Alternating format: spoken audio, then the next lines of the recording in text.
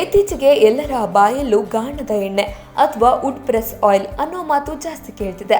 ಒಂದಾನೊಂದು ಕಾಲದಲ್ಲಿ ನಮ್ಮ ಅಜ್ಜಿಯಂದಿರು ಅಡುಗೆಗೆ ಬಳಸ್ತಿದ್ದ ಈ ಮರದ ಗಾಣದ ಎಣ್ಣೆಗಳು ಈಗ ಮತ್ತೆ ಪ್ರತಿಯೊಬ್ಬರ ಅಡುಗೆ ಮನೆಗೆ ಎಂಟ್ರಿ ಕೊಟ್ಟಿದೆ. ಆದರೆ ನಿಜವಾಗ್ಲೂ ಈ ಗಾಣದ ಎಣ್ಣೆ ಆರೋಗ್ಯಕ್ಕೆ ಒಳ್ಳೆಯದಾ? ಇದನ್ನ ದಿನ ನಾವು ಅಡುಗೆಗೆ ಬಳಸಬಹುದಾ? ಬನ್ನಿ ಇವತ್ತು ಇದರ ಬಗ್ಗೆ ತಿಳ್ಕೊಳ್ಳೋಣ. ಗಾಣದ ಎಣ್ಣೆಯನ್ನ ಕಡಿಮೆ ಶಾಖದಲ್ಲಿ ಮರದ ಗಾಣ ಬಳಸಿ ರೆಡಿ ಮಾಡ್ತಾರೆ.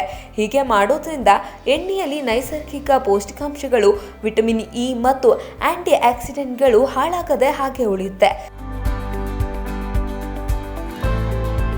ಕಡಲೆಕಾಯಿ, ಎಳ್ಳು, ತೆಂಗಿನಕಾಯಿ ಅಥವಾ ಸೂರ್ಯಕಾಂತಿ ಬೀಜಗಳಿಂದ ತೆಗೆದ ಗಾಣದ ಎಣ್ಣೆಯಲ್ಲಿ ದೇಹಕ್ಕೆ ಬೇಕಾದ ಒಳ್ಳೆಯ ಕೊಬ್ಬಿನಂಶ ಇರುತ್ತೆ.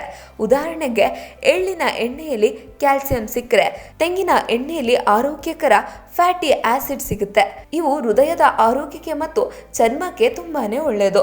ನಾವು ದಿನ ಬಳಸುವ ಸಾಧಾರಣ ರಿಫೈನ್ಡ್ ಎಣ್ಣೆಯನ್ನ ತುಂಬಾ ಬಿಸಿ ಮಾಡಿ ಕೆಮಿಕಲ್ ಬಳಸಿ ಪ್ರೋಸೆಸ್ ಮಾಡ್ತಾರೆ.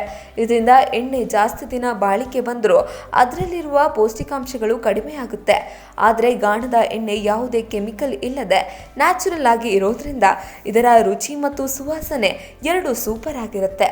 ಆದರೆ ಇಲ್ಲೊಂದು ವಿಷಯನ ನೆನಪಿಟ್ಕೋಬೇಕು. ಗಾಣದ ಎಣ್ಣೆ ಆರೋಗ್ಯಕ್ಕೆ ಒಳ್ಳೆಯದು ಅಂದ ತಕ್ಷಣ ಅದನ್ನು ಜಾಸ್ತಿ ಬಳಸುವಂತಿಲ್ಲ. ಯಾವುದೇ ಎಣ್ಣೆಯಾದರೂ ಮಿತವಾಗಿಯೇ ಬಳಸಬೇಕು.